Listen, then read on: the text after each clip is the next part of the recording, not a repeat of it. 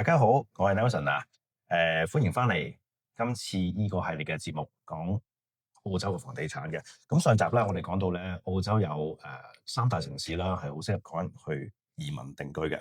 今集咧，我哋就想講下澳洲買樓嗰個流程啦。咁咧，Ricky 啊，好多人咧都話咧，澳洲買樓要好多錢嘅。咁其實係咪一定要好多錢先可以買到樓咧？其實澳洲政府有冇啲資助俾一啲譬如 first home buyer 咁樣嘅？係啊，唔該晒 Nelson。係啊，咁啊好高興又再次同大家見面啦。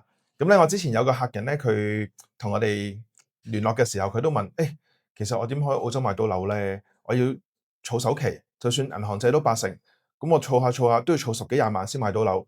我幾時先儲到十幾廿萬咧？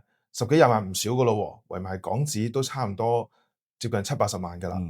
咁而事實上咧，澳洲政府咧有好多唔同嘅資助，可以幫助你咧，可以喺澳洲成功置業嘅。今集咧就同大家分享下有咩嘢首次置業嘅優惠，同大家一齊協助大家咧順利喺度上車。好。喺澳洲裏面咧，唔同嘅州都有唔同嘅 policy。我哋以下落嚟咧就以墨爾本所在嘅 Victoria 做例子。咁喺 Victorian Government 即係維多利亞政府裏面咧，有兩個首次置業嘅優惠嘅。第一個咧就叫做 First Home Owner Grant，咁即係我哋叫做簡稱叫FHOG。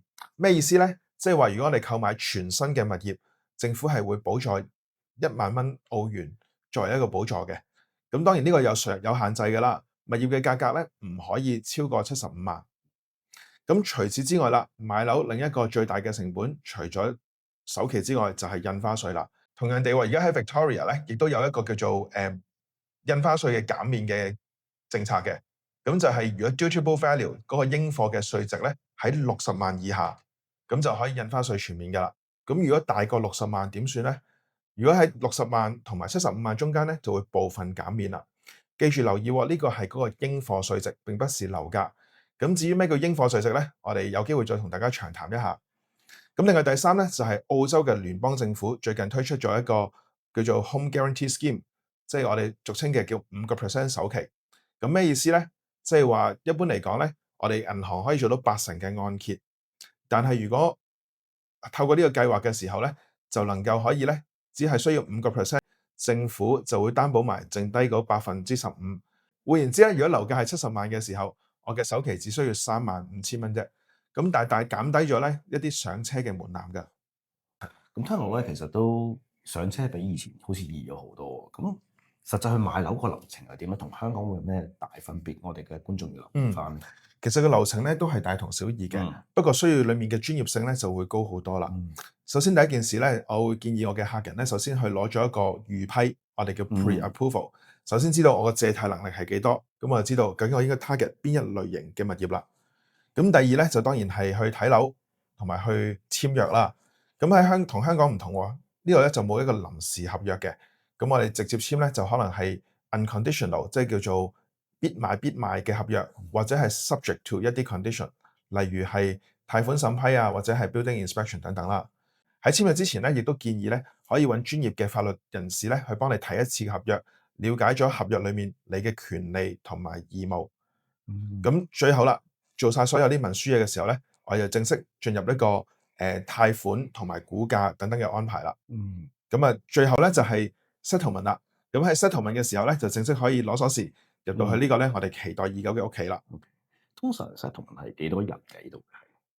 喺澳洲一般嚟講咧，我哋買樓 settlement 嘅日子咧，大概可能係1個月至2個月，即係我哋所謂嘅30至60日。有啲情況之下咧，可以再傾嘅，但係你要記得喎，呢個亦都係嗰個嗰個賣家佢去考慮買家個條款嚟嘅。譬如你可以俾一個快嘅 settlement，或者可以唔需要去等太耐嘅時候，呢個都有機會係佢未必會最貴。最高未必係最高價錢，但係佢亦都係其中一個主要嘅考慮因素嚟嘅。所以咧，攞到銀行嘅預批咧，係一個好重要嘅關鍵嚟㗎。咁頭先你講到話要銀行預批啦，咁好多人都會問到一個問題，就係按揭嘅問題啦。點樣同澳洲銀行去做按揭咧？譬如我冇澳洲收入嘅，佢會唔會接受我香港嘅收入去做一個樓宇按揭咧？目前嚟講咧，喺澳洲咧，主要嘅銀行啦，我哋嗰個叫4大銀行啦。佢係接受咗本地嘅身份，即係譬如有澳洲嘅 PR 或者 citizen 用海外收入貸款嘅。咁當然咧，唔同銀行嘅條款都有少少唔同啦。一般嚟講咧，都可以做到80%嘅按揭嘅。咁啊，除此之外，就有啲我哋叫做non-bank lender，一啲非銀行嘅貸款機構都接受一啲咧，譬如未有澳洲身份或者揸住臨時居民身份嘅朋友咧，喺澳洲買樓做按揭嘅。咁所以其實喺澳洲亦都唔同嘅渠道可以做到按揭㗎。咁成個買賣流程啦，頭先你講嗰個律師團隊啦，咁仲有啲咩其他角色係要參與一個買賣嘅，或者幫到我去成個買賣嘅流程？係啦，所以咧其實買樓咧確實係好似聽上去好似好簡單嘅事情，但係頭先提到咧需要涉及嘅專業性同埋一啲專業嘅人士咧，確實都唔少嘅。首先我哋需要一個有經驗嘅貸款顧問，一個 mortgage broker。同樣我哋需要一個細心嘅 conveyancing lawyer，佢了解咗合約裏面嘅條款同埋物業交收嘅程序，同你逐步去行呢條路。但係有樣唔少得嘅咧，澳洲嘅物業咧，因為同香港有啲唔同，香港通常比較標準化啲啦。澳洲咧每一間屋嘅結構都唔同嘅，所以一個專業而又細心嘅 building inspector， 一個驗樓師係好重要嘅。咁當然唔少得嘅咧，就係一個物業嘅顧問同你一齊去行呢條路。有啲朋友會問，我揾個 agent 咪得咯？喺澳洲咧同香港好唔同喎。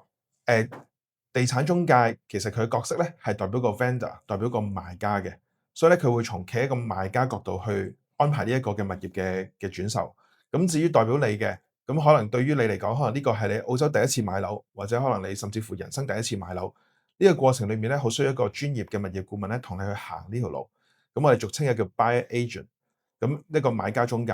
咁佢嘅角色咧就可以代表住你能夠去好好咁樣去安排成個流程，點樣去揀適合嘅區、適合嘅物業，同埋呢個過程裏面揾適合嘅團隊去幫到你啦。所以下一集咧，我就會同大家分享咧係點樣可以揾一間住得舒適而又升值，甚至乎將來一套成為好嘅投資物業嘅屋啦。好啊，咁我哋今集講到咁多先，唔該晒 Ricky，唔該晒 Nelson，唔該晒。Thank you。